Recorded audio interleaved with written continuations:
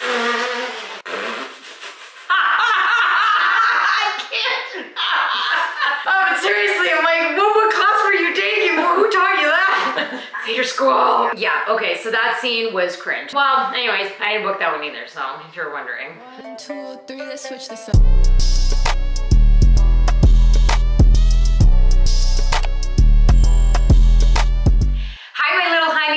Welcome back to my channel. If you are new, my name is Anastasia, also known as your fave social media girl.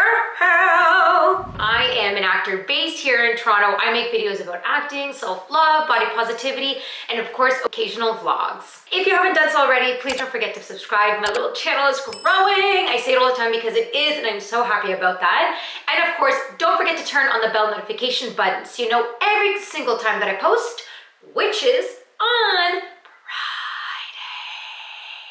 I've been asked to do this video before by a subscriber of reacting to old videos that I've done, whether it be like a self-tape audition or some sort of like scene work, demo work, whatever. And I don't know why I'm very cringy of watching myself before, because I don't know, I think there was a time in my life during when I did like acting, like pre-YouTube channel, pre like new agent and whatnot, that I truly was like, you're the baddest bitch ever, you're like the greatest actor ever. And then thinking about it from then and seeing where my work is now, I'm like, oh honey, you did not know anything, and your work back then was awful. It wasn't awful, don't say that. Well, not that it was awful, but like you definitely wasn't. No, you had your moments, you know, you learn, you know. I know, okay, I'm being hard on myself. Anyway. I'm sorry, you call yourself awful, it's your journey. No, okay, you're right. It was my journey. It's just, I think I had a really big ego before. That's what it was. My ego was super huge, and I did not want to hear like criticism and stuff, and I truly believe that I was like the best of the best. You have to have a balance where you have to understand that there has to be openness for criticism and for growth and for learning mistakes, and I really didn't want to hear any of that. So the first thing that we're watching is, this was a scene given to me in theater school. Basically, the scene is about two people going to meet the girl's parents for the first time, husband and wife, but they elope. So the parents don't even know that they're married and they're meeting. I haven't seen this in years, like before COVID, so I really don't even know what I'm supposed to expect right now. So here goes. Don't worry, I'll be charming. Just don't say anything embarrassing. I won't. I just said I'll be charming. Okay, good. Oh, and don't say any of the jokes that you think are funny, but everyone else thinks that they're offensive. When do I ever do that? Never, but don't do it. First thing I want to say is my voice is so raspy here. It is insane. This is like during a really bad time of my vocal cords. I did not take care of them, and it was just not good. I thought this wasn't a big deal. It isn't. It's just, this is the biggest decision I've ever made without asking for my parents' advice. I don't want them to think that I can't take care of myself. Why would I think that? They won't. Honey, I'm just being silly. Just let me do the talking. Okay. And don't tell them how old you are. Fine. Oh, and don't tell them what your height is. They can tell by just looking at me. Okay, so that's not like, it wasn't horrible. There was no active listening there whatsoever. Anna, you just played one tone the entire time, which is #concern. I don't know why I was so angry in the scene. I'm like, the scene's not even supposed to be angry, it's supposed to be a funny scene, but I was just like going at it the entire time. The funny part is that this was like part of my first demo that I put together, and I never actually got an agent from this demo. So I'm not surprised that I did not get an agent from this demo. So there's that as well. Scene 2 is called Cracked. It's also from a show. I was given the scene during theater school. Very different. From what I remember, the girl witnessed a robbery. I think she was in like a bank when the robbery happened. I wanted to be emotional. That's where I was going for. So there was smoke coming out from under the door. That's when he saw me. One of the robbers saw you? Yes. And then there was a siren. And he just, oh my God. Yes, cry, honey. Yep, fake crying.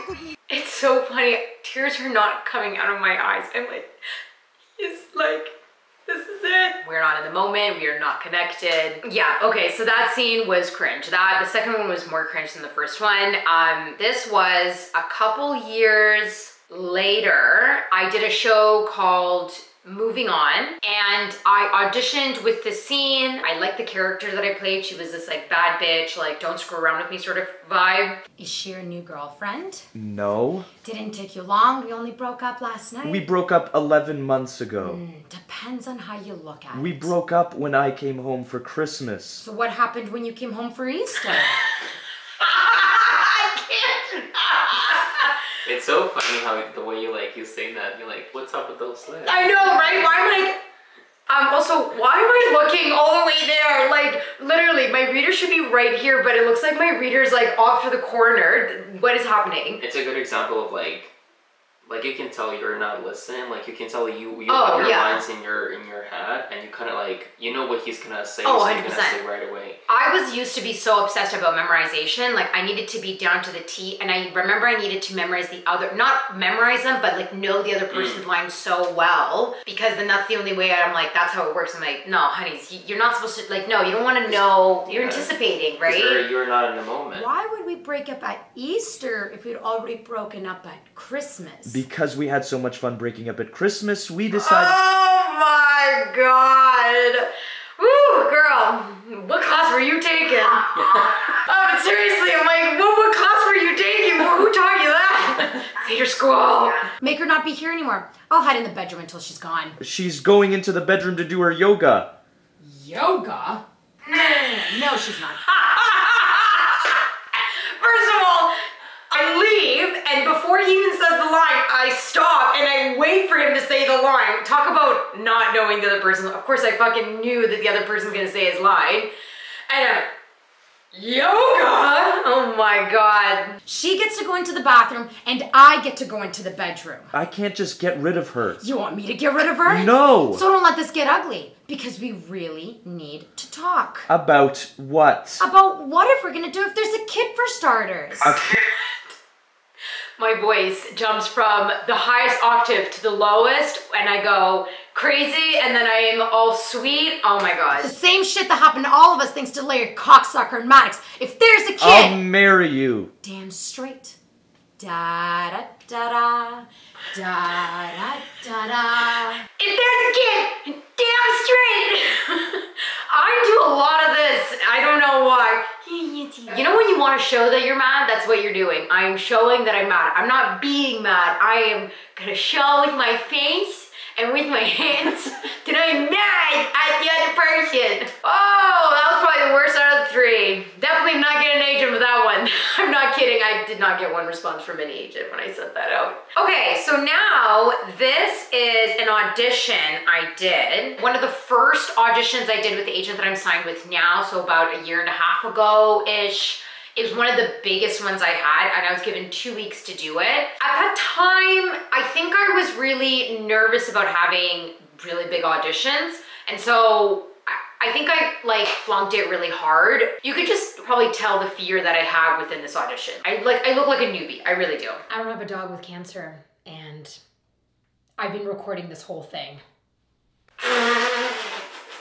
Babe, do you remember you helped me with that audition? And I like picked up the phone and I'm like, and I've been recording this whole entire time. I'm so far away from the camera, I don't understand. Like, did I not learn anything in any of the self-tapes I've done? And I also, again, I'm like, why am I looking all the way there? Like, the reader's right there, but what am I doing? Like, I'm like... There's no such thing as a viral video. You're talking really fast. Oh yeah. And loud. I Oh, you're try so concerned. to talk slowly, but it just doesn't work. Honey, you're not even listening. It's so true. Jeff Clark, my coach at Practice Lab, says that, Anna, when you are not in it in your fake acting, you tend to do a lot of things with your face. And this entire time, I'm like, you're talking really fast. Are you sure about that? You could already tell that I knew what my next line was. I wasn't processing, like I wasn't thinking. So... Right before a show. And I'm not saying he got to them or had anything to do with it, but I almost can't say that he didn't. Look, forget your Look, line. there's a few things that men like Walter Price won't do to protect their empires from perceived threats. That one wasn't too bad. That was like a year and a half-ish, 2 years ago. That's not too bad. It's really interesting when I like did the self-tape, I was like, that was amazing. But then when I like looked back on it now, I'm like, there's so much that I've learned and grown from my acting from like a year and a half later. So this one, I don't know what was happening to me during this time. This was one of the last self-tapes I did. And then I didn't have self-tapes for like 8 to 9 weeks after that. Not that I think this has anything to do with it, but I think I was really, really hating myself and hating my work. And I didn't know how to grow, and I just didn't know what to do. So I think I was just going through my own life issues that I was reflecting into my self-tapes. This one, on the other hand, That bad, huh? it's Christmas and love mixed into one. It's literally my nightmare. Worse than peanut butter and pickles? See for yourself. Ah, I think it looks kind of fun. Okay, also my hair looks atrocious. It's like not straightened. It does not look good. I don't understand. My bangs are like, merp.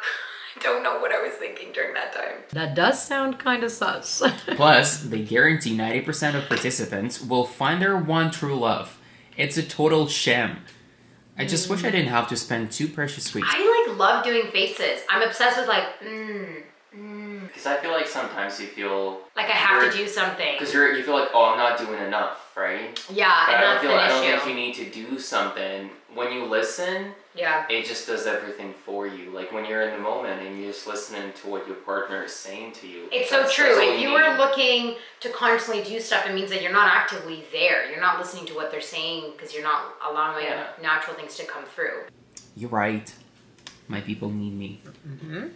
Mistletoe match. And I'm also Anchor. eating. That's such a bold thing to do in a self-tape. Like, you need to be great at like eating and acting at the same time. And I don't know why I chose to eat in this self-tape. That's really risque to do. Morning! Okay, my hair looks better, thank God. On second thought, no more caffeine for you. It's not caffeine. On second thought, no more caffeine for you. Make a face, walk away. Berlin promotion goodbye. Can't even believe this is happening. Why a change of heart? Don't tell me you've been mistletoe matched. Well, I don't know about that, but Thomas and I really need to work on when it's like a different beat, because clearly you could just tell that I waited for them to say the line and then I was like, don't tell me that you've been mistletoe matched. And at first I thought we were nothing alike, and now I can't stop thinking about him. Single dad does find true love. You're right, it's a way better story. Fake love. I love fake love. Oh boy. Okay, well, anyways, I didn't book that one either, so if you're wondering. We're on our last one. So this was actually recent. Basically, I was like an owner. I was married to an older man. I think he was like a ringleader of like some sort of strip club / sex club. And I used to be a stripper, and I believe that that's how him and I met. We got married, so I'm not a stripper anymore, but I do run the strip joint, so I'm kind of like the main ringleader of all the strippers there. They were looking for like a Slavic woman that has that like masculinity within her, like that kind of sense. I like this. I like what I did here. I think it was a quite different character for me to do. I think this is not my best work, but some of my, like I'd say top 5 in there, and I really do enjoy it. I think there's a lot of breath work in there. I also worked with my coach on this, so I don't know. I think this is like the most recent work, so I'm curious to see this now. But what do you want me to do about it, huh? The gang started showing up to fuck my girls way before you got into your cockfight. Cockfight? They shot at our gang last month. They have nothing to do with it. They're the same crowd. They work for Amit. I don't want to see another one of those assholes anywhere near our clubs. Do you understand? Janusz and his buddies don't give a shit about your business. And besides, they're the kind of guys that spend $5 a night. So I'm really proud of myself in the self-tape for a couple of reasons. One, I think it's pretty badass. I'm drinking like vodka on the rocks. Obviously it's water on the rocks, but I'm drinking this vodka on the rocks. I like what I'm doing with the cup. I'm not so concentrated on the drinking part.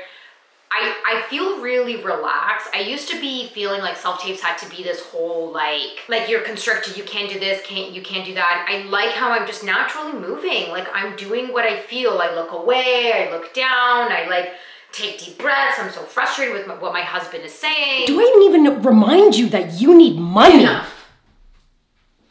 You're not 5 anymore. I'm not going to kiss you goodbye every morning. Come on, get out of my way. Did you test the rookie?